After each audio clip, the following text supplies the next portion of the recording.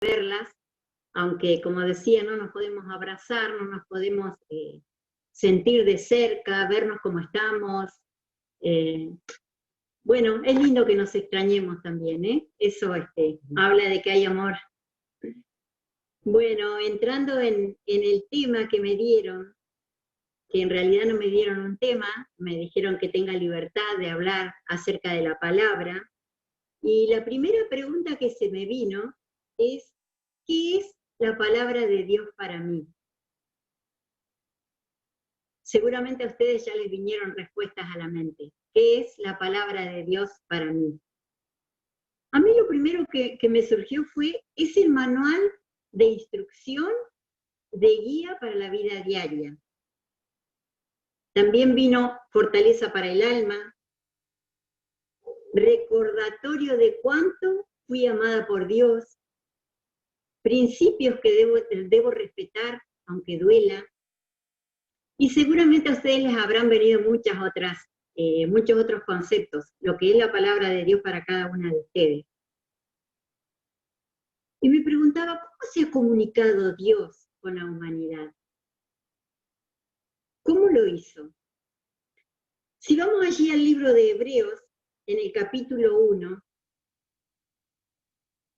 dice, Dios, habiendo hablado muchas veces y de muchas maneras en otro tiempo a los padres por los profetas, en estos postreros días nos ha hablado por el Hijo, a quien constituyó heredero de todo y por quien asimismo hizo el universo, el cual, o sea, el Hijo, siendo el resplandor de su gloria y la imagen misma de su sustancia, y quien sustenta todas las cosas con la palabra de su poder, habiendo efectuado la purificación de nuestros pecados por medio de sí mismo, se sentó a la diestra de la majestad en las alturas. Dice el versículo 1 que Dios habló muchas veces. Y pensaba cuando habló allí en Génesis, cuando habló a Adán y a Eva después de la caída y le hizo una pregunta. Y les preguntó, ¿dónde estás tú? Una pregunta que probablemente nos podría hacer a nosotros. ¿Dónde estás tú? Y también vino a mi mente cuando le habló a Caín y le preguntó, ¿dónde está tu hermano? Y saben que pensé en aquellos hermanos y hermanas que no se pueden comunicar a través de estos medios. Y ojalá que el Señor traiga a nuestra mente, ¿dónde está tu hermano fulano tal? ¿Dónde está tu hermano? Y ojalá que podamos hacer algo para que también pueda gozar de alguna manera de estar conectado, comunicado, sentirse integrado. ¿Mm? Y Dios también habló a su pueblo elegido, al pueblo de Israel. Allí en Deuteronomio capítulo 6, algunas de las veces que Dios habló, ¿no? El versículo 6 dice, y estas palabras que yo te mando hoy estarán sobre tu corazón, y las repetirás a tus hijos, y hablarás de ellas estando en tu casa y andando por el camino, y al acostarte y cuando te levantes, y las atarás como una señal en tu mano, y estarán como frontales entre tus ojos, y las escribirás en los postes de tu casa y en tus puertas. ¿Mm? Dice el versículo 6, y estas palabras que yo te mando hoy estarán sobre tu corazón. ¿Qué cosas que dice Dios cuando habla? ¿Mm? ¿Qué cosas que dice Dios cuando habla? Y pensaba, Dios le habló a su pueblo elegido. Nosotros somos el pueblo adquirido por Dios, comprado por precio de sangre. ¿Y ahora cómo nos habla a nosotros? ¿Mm? Dice en el versículo 2 que leímos de allí de Hebreos, voy a volver a Hebreos,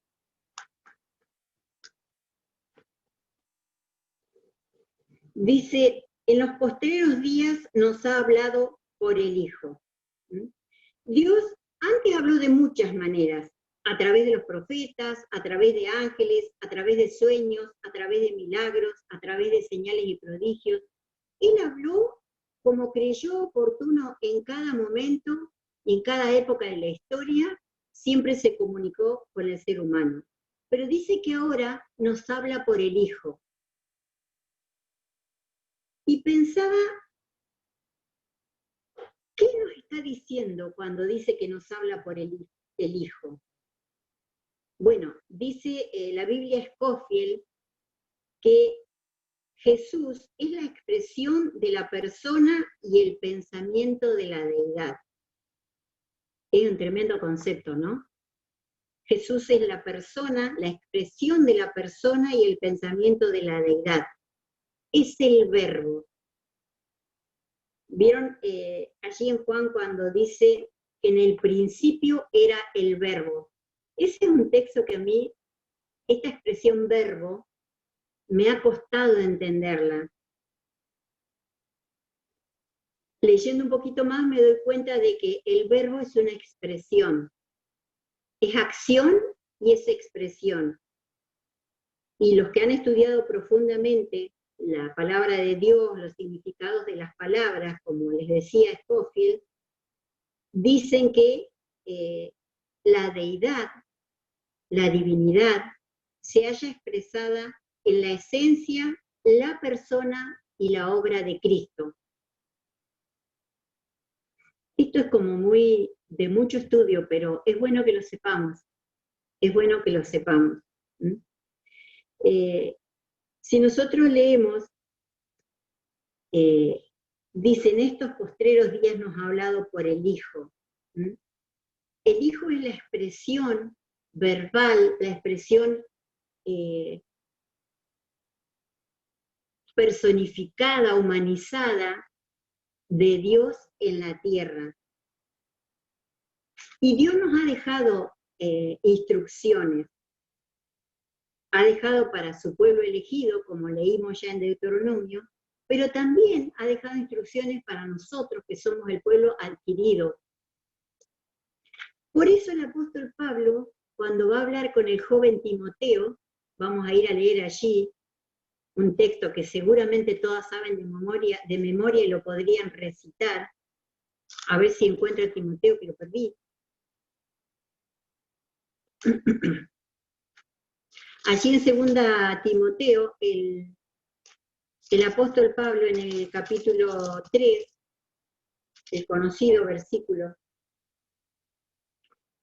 16, que dice, toda la escritura es inspirada por Dios y útil para enseñar, para redarguir, para corregir, para instruir en justicia. Este texto, se imaginan que yo en estos 41 años que vengo transitando en los caminos del Señor por su misericordia, lo he leído muchas veces. Y se me dio por buscar un poquito mejor el significado de cada una de estas palabras. Que dice que toda la escritura es útil para enseñar. ¿Y qué es enseñar? Enseñar, dice el diccionario, que es marcar, señalar, indicar, mostrar, presentar. Podríamos decir que toda la escritura es útil para marcarnos, señalarnos, indicarnos, mostrarnos y presentarnos. Me llamó la atención la palabra redarguir. Hay un diccionario que dice que de la palabra redarguir, la sílaba re significa segunda vez. Como si fuese nueva oportunidad. Y dice que redarguir, la palabra solamente arguir, es descubrir, explicar, razonar. ¿Qué significa esto? Este re también involucra esto de objetar, de contradecir, de refutar, de denegar algo. ¿Vieron cuando uno pide algo, solicita algo y dice, su pedido ha sido denegado, nos han dicho que no. Y pensaba que la palabra nos marca, nos enseña, nos redarguye, nos da segundas oportunidades. ¿Cuántas veces Dios ha tenido que trabajar, como nos compartía recién, nos compartían Celeste y Aide? Se dieron cuenta que parecía que estaban en un lugar bien, pero leyendo la palabra se dieron cuenta que no, que Dios estaba objetando esto, lo estaba tratando de, les estaba tratando de hacer descubrir por sí misma que las cosas tenían que cambiar. Dios estaba denegando esas actitudes y esas conductas y estaba dando nueva oportunidad para una nueva conducta, para una nueva actitud. La palabra corregir. Corregir tiene que ver con enmendar, con amonestar. Pero tiene una segunda acepción esta palabra, y tiene que ver con mejorar, modificar, reformar y arreglar. Y vaya si uno, desde que conoce al Señor, el Señor le ha modificado cosas, le ha reformado cosas y ha arreglado cosas en la vida nuestra. Cuando pensamos en la expresión instruir, dice el diccionario que esa sílaba que empieza con in, quiere decir en, quiere decir adentro. Y la otra parte de la palabra tiene que ver con edificar. Tiene que ver con esto de ir trabajando desde adentro, construyendo desde adentro. Este edificar es cuando se nos advierte, cuando se nos informa, cuando se nos cultiva, cuando se nos organiza. Podríamos decir que la palabra de Dios nos construye desde adentro, trabaja en nuestro interior. ¿Cuántas veces tenemos cosas en nuestro interior que no se los contamos ni siquiera a nuestra mejor amiga, como yo tengo acá en este momento a Victoria? Pero aquellos que nos conocen, nos ven y saben que algo está pasando con nosotros, algo está sucediendo. ¿En qué nos instruye? En justicia, dice el texto, en justicia, en lo recto y en lo equitativo. Pablo le va a decir a Timoteo en el versículo 14, pero persiste tú en lo que has aprendido y te persuadiste, sabiendo de quién has aprendido, y que desde la niñez has sabido las sagradas escrituras, las cuales te pueden hacer sabio por la salvación que es por la fe en Cristo Jesús. Nosotros sabemos que Timoteo había aprendido de su abuela y de su madre. Este es otro texto que impacta mi vida, mi corazón, mi cabeza, mis pensamientos. Porque nosotros a veces tenemos la idea de que para que la palabra de Dios funcione, dé resultado, y nuestros hijos sean fieles al Señor, tenemos que tener un hogar ideal. Miren, ustedes ya saben, el papá de Timoteo era griego. Es lo único que nos dice la Escritura. Pero la mamá y la abuela eran mujeres de fe, que lo instruyeron en justicia, le enseñaron. Le dice el apóstol, persiste, sé intenso, detenete en lo que te tengas que detener y que tengas que modificar, pero no te instales ahí, continúa, avanzá, proseguí. Dice, permanece fiel. Dice, empecinate en eso. ¿Qué sería lo contrario a esto? Sería desistir y renunciar. Y yo rescaté cuando Aide compartía algo, dijo una frase que es bueno que tengamos presente. dejarse enseñar, dejarse moldear. Porque pudiera ser que tuviéramos personas que nos quieren ayudar, que nos quieren acompañar, que nos quieren enseñar la palabra, pero no somos enseñables. Hace poquito tuve la oportunidad de participar en una reunión femenina. La hermana que presidía era una hermana mayor, y la hermana que daba la palabra era una chica joven. Y cuando terminó la reunión, la hermana que presidía dijo, qué lindo que es verla crecer, cuánto ha crecido, y qué enseñable que ha sido, ha querido aprender. ¿Mm? Ojalá se pueda decir eso de nosotras también. ¿Cuál es la idea de todo esto? De esta palabra que es tan poderosa, porque a nosotros nos parece como difícil que todas estas cosas buenas nos pasen. Y a veces quisiéramos que nos pasen así, en un solo ratito, y ya no tenemos que esforzarnos, ni sufrir, ni pasar por procesos. Pero bueno, hay que pasar por los procesos. ¿Cuál es la idea? ¿Para qué tenemos que ser así? Bueno, la idea, el apóstol se la va a decir a Timoteo ahí en el versículo 17, a fin de que el hombre de Dios sea perfecto, enteramente preparado para toda buena obra. ¿Quién es el hombre de Dios? El hombre de Dios, sabemos que la Biblia cuando habla de hombre habla de toda la raza humana, es aquella persona que, entendiendo que de tal manera Dios lo amó, que dio a su Hijo unigénito para morir, para salvarlo de sus pecados, para que si se arrepiente de sus pecados y puede creer en este Hijo de Dios que murió y puede aceptarlo como su Salvador, tiene vida eterna. A partir de ese momento, tiene vida eterna, tiene comunión con Dios.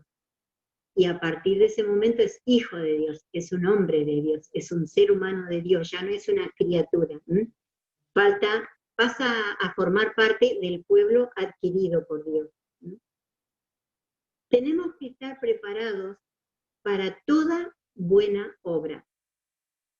Saben que acá no nos da una selección, dice para toda buena obra. Hay otra porción de la Escritura que dice que todo lo que viene a nuestra mano hacer lo hagamos según la voluntad de Dios. Exactamente. Que lo hagamos. Y yo preguntaba, ¿y qué obras? Vieron que allí en Efesios 2:10 dice que nosotros hemos sido formados. Vieron que se dice que la palabra que dice porque somos hechura suya, dice que somos un poema de Dios, una construcción de Dios, para buenas obras, que están preparadas de antemano para que nosotras anduviésemos en ellas. Estos días escuché esta expresión, Dios habla y las cosas llegan a ser. Allá en el principio Dios dijo, sea la luz, y la luz se mostró. Y el Señor Jesús es la luz que vino y se mostró. Y nosotras deberíamos seguir sus pisadas, como Él las pisó, como Él las anduvo, con los principios que Él tuvo. Pablo, ¿en qué circunstancias le está hablando a Timoteo? Si ustedes leen después todo el capítulo 4, se van a dar cuenta.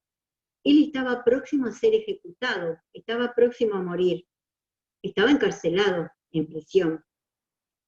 Había sufrido el ser abandonado, ausencia de los que amaba y muchos males. Pero en el versículo 13 le dice a Timoteo, cuando vengas tráeme el capote, pero pide los libros, mayormente, dice, mayormente los pergaminos. Qué tremendo es esto de poder amar la palabra y poder tenerla, porque es una responsabilidad, hermana. Si nosotros no tenemos palabra de Dios en nuestra vida, no solo no nos vamos a ayudar a nosotras mismas, sino que nos vamos a ser capaces de ayudar a otros que lo necesiten y que Dios lo ha puesto a nuestro lado para que los acompañemos. Una expresión que también leí y que me pareció re interesante es: ser fiel a Dios es ser fiel a su palabra. ¿Y cuántas veces escuchamos o nos parecen de personas que son fieles a Dios? Pero por ahí no vemos fidelidad a la palabra. ¿Cuántos conceptos que tenemos que repensar, que tenemos que reconsiderar para nosotras mismas en primer lugar, para saber lo que decimos, cómo lo decimos? ¿Mm? Dice en Juan 17, 17, santifícalos en tu palabra es verdad. Allí cuando el Señor Jesús está también próximo a ser crucificado, le está haciendo un resumen a Dios. Dice, el pastor Pérez Millo dice que allí, en ese capítulo, él interpreta que es la rendición de un siervo a su amo. Jesús le está haciendo un resumen al Padre de todo lo que lo había mandado a hacer y de todo lo que había hecho. Y ahí les va a decir, no dice que los saque del mundo, sino que los guarde del mal. Cuando Jesús ora, y no solo por estos, sino por los que han de creer, o sea, por nosotras. ¿Mm? Pero ¿cómo hacer esto? Porque parece muy grande, muy difícil de abordar, parece, ¿cómo empezamos? ¿Cómo empezamos con todo esto? Bueno, apartando tiempo para leer la palabra de Dios.